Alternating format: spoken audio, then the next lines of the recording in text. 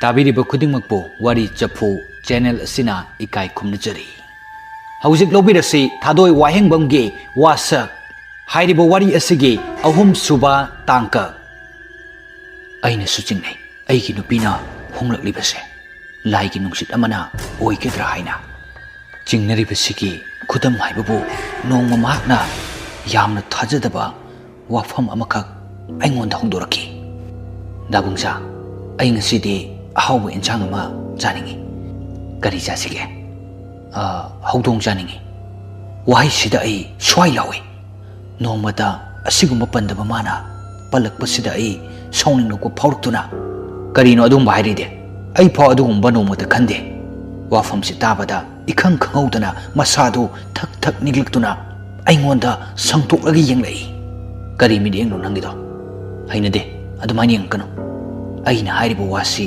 tadabagumna adumak aingonda yengduna makhol khajik khajik nikna hodong jage hai phorki thoi nangna tawrisi karino nangi no pa ai maktada nangna adugumba midenga yengaga murum ngangi to karino nang aina sorok ngairira wahi si haiba loi patringai priyagi mamit animak ngangsilaktuna akiba sakpham amada aingonda paisilai sumangda ai longna tai mahakna aigi ithakta aigi ngaksamsida jetna paisinduna hodong jage haina lauri ai mahaki khucha adu lokthokpada awapa moi phana kana inthokna bkhone adubu yade mahaksu mamai mamit ariba makai sangtoktuna aibu hatkadaba makai tawri machindana hodong jage haiba lepte upai lemandraduna ai gyan si mangi tawrakle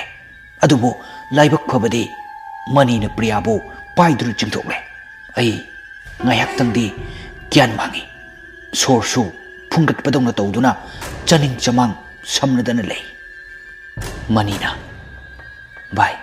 bai sopra khara gyan tarabro se ngayak leramo ai sing loruge ai mitka loina tarang chale angak pagi matawni ai tapna mangolomda laklaga phame ngayak leraga maning lomdai mani ima baba punna changlai makhoisu maningi hingonda leirubana thogdoksi khanghoudabani adubo manina haibadagi khangbani manina bai kari matawno haujikidubo is bai ai khanghoudre thoido aina asumna haiduna thoi hek balakpaga thoido ningsinglai adubo mafamduda thoi leiramdre ima baba aikhoi mari punna priya thiba horai imong maning maya thongal thiba yaba thire adubo phangdre itha thajadana achoupa problem ama orakle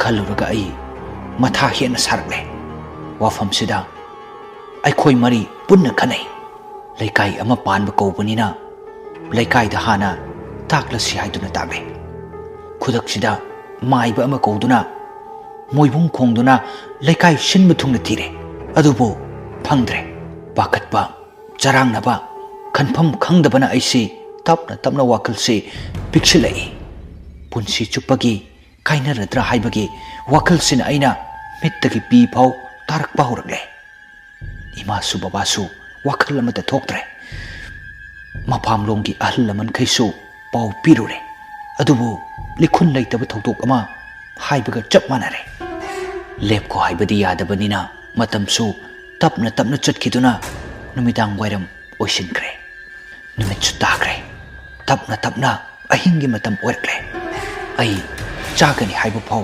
ningsingdre tawphom khangda phamungda phamduna lei ima hoisu inakta leirambani adubu mapamlonggi ahalsing hankibai imong manung loisinba changkre manidi aigi awaba khangbanina inakta lengdana lei manina hairi bai kamdoksige aina kari haigadabano ai khangdre manina mu hairi nahangi nangna hanguba maibado amuktanga chalaga mai manakta satpa yaba hangusina mayunggi mida khangdre bai baina phagadabado adum tawrasi adudi hayeng magchalase ado ai ngasigi ti chatkrage hayeng anta lake chalo manisu chatkre ai su leure adubo ai gi thoina kadaida wakal si khanna khana ai uita kiba khangaudre imam mangba lambini kanapta ude uri ba haibo ina phi amakak laimaida ai gi khong mayada tabuduni maduso ai gi mittagi ai phi du lokalaga yengi hangam mapal machuni machu du ubada wakal sida wari ama ningsing lakpagum tawi abemna yamna pamjana inkiba ina phidu yamna malai adubo I sidi kanagi oidoriba tapna ai lambi du da lakpani khangaude khudi thiraga amambadu da tui kari dano aina khudi thiri se haiduna yenglubada amamba maraktuda kanagumba ama hiptuna leiba male kaidorubano khanna mi du aina changchinduna onthokpadadi aigi thoi oramke pakat manbana ai thoibu tampakta pamkat lei thoi se tabro nanggo isi sina yamna wana kumlai dabongsa ai yamna ware ha kaidorage nangbo aibo amukta kanbiyo hayo nangbo kaidorage kamdongna mafam sita leramino abe wahi si hairamnaga priya gyan takidre nungsibagi mayaina aisu aigi chinbaldagi thoi asumna amuktang kanna lauduna kapchaki khudak sida ai mikap thoklai maimit humangna pumlup lupami sorsu thabet hole khutchina mai mita nan thajadun ai wakal lakna bhona jai ithanta khalai pumnamak se abemga mari lainare aingonda piriba wabase mahaki manakta chatuna thikat abadi likhun phangani aduga aigi nupi basu phangani haibasi aigi achet pathajaba oirakle aigi wakal sida abemge manakta soidana chatkani haibasi chap yungna leble nongale ai wafam asi baba huida su hodokle makoina su maduna phagadabu oirabadi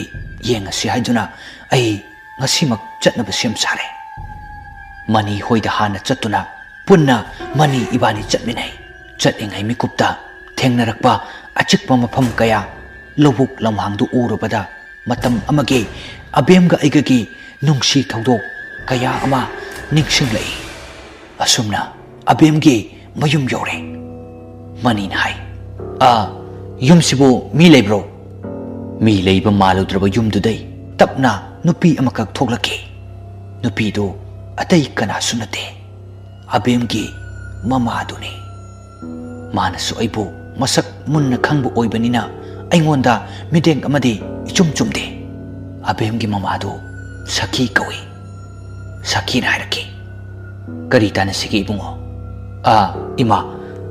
ima hekta kaujarage abembu waisi samthapam khangdana ibanimak tingak yengnaraga lei adubo sakhinadi khangba malai nang abungchan natra ai ingak ngak na komi hoi mani ai nang budi mun khangi wahi tu tabada ai ikai basu pawi nang na lai basisu ichanupi ki natra ai karimata khumde adubo mani na wafam si khangbana manu oina khumlai mani mabu leitabra sakhi mani da onsilaktuna wangang bahurei noina laklibasi isanupigi kaina maisaksi hapa lakliba natra kari pendaba leibagino ai maduda hen amuka ngakle kaidoragi ima makbo sakhi mapi ira chelei kabli tauraduna anik khonjelda nangi damaktani aigi ichanupi amakak pokjabasina mama aibu hundoktuna chatkribase nakhoidi khangoi aina wana lelaklibase manina haike mayek sengna amukta haibiuba ima. Abongcha, nang aigi ichanupi budi sengna nungsibra. Ima, wari sibu madunani. Aigi ichana nangi nungsibagidamag thawai thakriba. Wafam sida ai thamoi kaibadongna chaina phauki. Adumak pumnamaksi themjinduna wari pumba tare. Sakidagi mani ibani matau karamna abhemna laikhidabano haibadi khangle. Adubo laklibagi maramdi kamdong hawdokani khangdre. Mani na haiki. Ima abhemsi aigi itawsina yamna di nungsijabani. Adubo handak mahaki thawaina oigadra haibagi jingnaba amana toina itawgi manglanda laktuna tengtari. Masibu imana kari wakhal laibagi haibado amuktadi takbiyo. Mani aigi pendraba isagi thawaina nangbu warauduna nangi manglanda lakba soidana oigani. Mani na khungki. Adubo ima haujik kamdongni. Sakina kapna aigi isado maraibak thirakbani. Nangi haktakta mapun sisu loikibani. Masigidamagta nangna laimana amatang oirabaso kalabadi pumnamaksi kokadra haina khali. Ima mahaki mongphamda ai soidana magidamak kachage. Haujik mahaki mongpham nangna phangkidra. Wafamsi tabada mani ibani onsinnaduna yengnai. Manina haibadi ima isagi mongpham laite. Wahisi hairaduna saki hauna kaptoraki. Ibanisu tawfam khangkide. Kari wahi haigadabano amatta khangdre. Adubo aina khangningbana henmanbana wahang matang hangki. Ima nachasingda warisi mapung phana amukta libiyo. Aikoi bhap taba ingam ngamjadre. Warisibo ai ningsingkidra. Maduna ima amasung aikoigi yaifaba oigani khali ima. Amuktang waridu libiyo. Isado matam ama ikhang khangaudana chaw thau haiba yakide. Maram hangaso khumlakkide. Ayamba matamda nungsuk nungsanana laiki. Aduga matau karamna ima amuksu kaptuna leiramba yaurami. Hangubadadi nangi naming amuk palai. Maramdi hayu yakide. Matam khara leiraga ichado mafam khangdana mangki. Nangonda chelaba male haina phau wakhalse icham chamna khandoi. Adubo tapna nongma hauki. Nongmadagi nini hauki. Asumna tawbana chayol amadagi chayol ani. Adudagi tha ama ani adum phangkidre. Masigi oinadi matang sida loisanjare. Mathangi episode wari asi karam torpagi haibadu mayam punna amuk ngaiminasi.